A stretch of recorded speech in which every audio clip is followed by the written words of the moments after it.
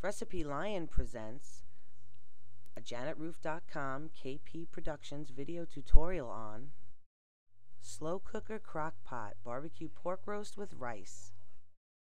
Yummy yum!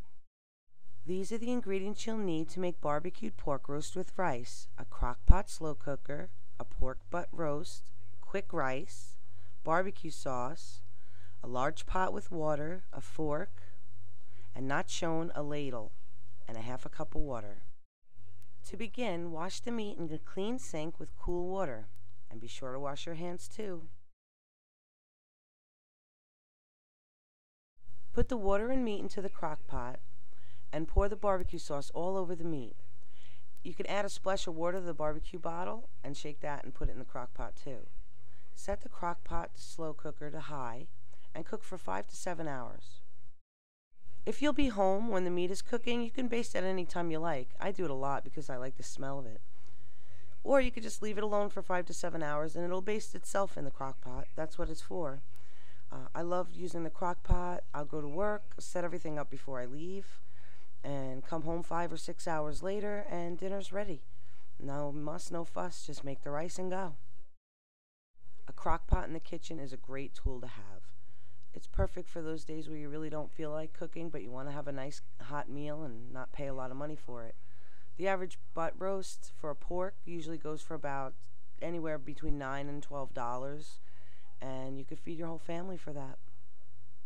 Cook time's 5 to 7 hours, and that all depends on how big the piece of meat you have is. The smaller the meat, the faster it cooks. Once the meat is ready, follow the directions on the quick rice package and boil the rice according to the package directions. Use the time while the rice is cooking to set the table or prepare some dessert.